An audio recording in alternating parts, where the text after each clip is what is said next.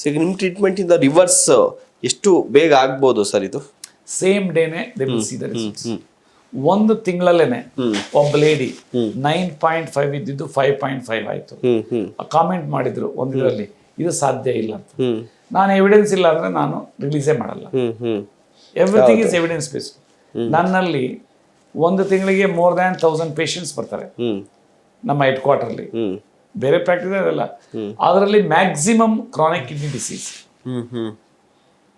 ಆಮೇಲೆ ಕ್ಯಾನ್ಸರು, ಆಮೇಲೆ ಡಯಾಬಿಟೀಸ್.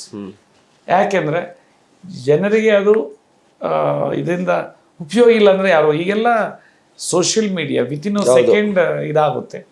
ಆಮೇಲೆ ಯಾರಿಗೆ ಚೆನ್ನಾಗಿದೆ ಅವರೇ 10 ಜನ ಹೇಳ್ಬಿಟ್ಟು ಅವರಿಗೆ ಪ್ರಮೋಟ್ ಮಾಡಿಕೊಂಡು ಟ್ರೀಟ್ಮೆಂಟಿಗೆ ಬರೆಸ್ತಾರೆ. ಓಕೆ ಸರ್, ಇದರಲ್ಲೂ ಕೂಡ ಮೂತಿ ನೆಟ್ಕಿಟ್ಕೊಬೇಕು ಅನ್ನೋ ಕಾನ್ಸೆಪ್ಟ್ 100%. ಮೂತಿ ನೆಟ್ಕಿಟ್ಗಳಂದ್ರೆ ನಂದು ವೇಸ್ಟ್ ಆಫ್ ಮನಿ.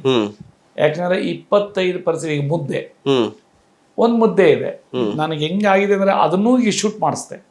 ತಟ್ಟೆಯಲ್ಲಿ ಊಟ ಹೆಂಗಿರ್ಬೇಕಂತ, 1 ಕಪ್ ಅನ್ನ ಇಡಬೇಕು, 1 ಕಪ್ ಸಾರು ಇಡಬೇಕು, 1 ಕಪ್ ಸೊಪ್ಪಿನ ಪಲ್ಯ, 1 ಕಪ್ ಇದು ಯಾವುದು ತರಕಾರಿ ಪಲ್ಯ, ನಾನ್ ವೆಜ್ ಅಂದ್ರೆ ಫಿಶು, ಚಿಕನ್ನು, ಮೊಟ್ಟೆ.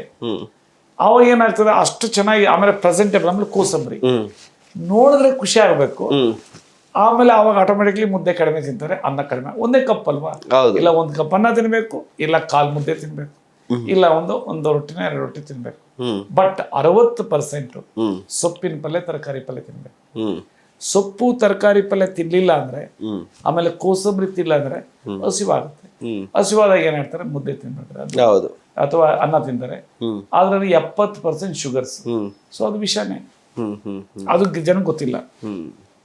ಜನಕ್ಕೆ ಏನು ಗೊತ್ತಾ, ಸ್ವೀಟ್ಸ್ ತಿಂದ್ರೆ ಆಮೇಲೆ ಹಣ್ಣು ತಿಂದ್ರೆ ನಾವು ಬರ್ತಿದೆ ಅಂತ ಹೇಳ್ತಾರೆ. ಆಮೇಲೆ ಅನ್ನನ ಹೇಟ್ ಮಾಡ್ತಾರೆ.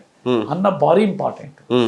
ಗಂಜಿ ತೆಗಿಬೇಕು, ಅನ್ನ ಭಾರಿ ಇಂಪಾರ್ಟೆಂಟ್. ಯಾಕಂದ್ರೆ ನಾವು ಸಾವಿರಾರು ವರ್ಷಗಳಿಂದ ಈಗ ರಾಗಿ ನಮ್ಮ ಕಂಟ್ರಿದಲ್ಲ, ಅದು ಆಫ್ರಿಕಾದು. ಯಾಕಂದ್ರೆ ನಾನು ಅಗ್ರಿಕಲ್ಚರ್ ಕಾಲೇಜ್ ಓದಿರಲ್ವ, ಆ ರಾಗಿದು ಜನಸಿಸ್ಸೇ ಗೊತ್ತು ನನಗೆ.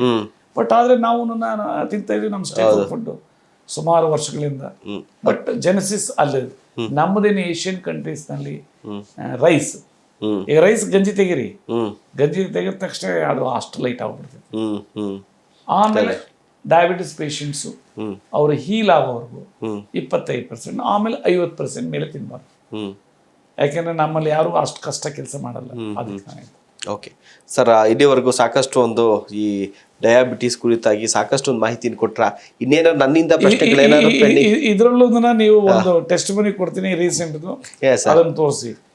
ಮ್ಯಾಕ್ ಫ್ರಾನ್ಸಿಸ್ ಅಂತ, ಅವ್ರದ್ದು 48 ಯೂನಿಟ್ ಇನ್ಸುಲಿನ್ ಸೇಮ್ ಡೇ ಬಿಟ್ಟಿದ್ದಾರೆ. ಸೇಮ್ ಡೇ ಅವತ್ತೇನೆ. In addition to that 3 tablets ಇತ್ತು, ಅದನ್ನ ತಗೊಳಕ್ ಹೇಳಿದೆ. 1 ತಿಂಗಳು ಎಷ್ಟು ಚೆನ್ನಾಗಿದ್ರು ಅಂದ್ರೆ ಅವ್ರನ್ನ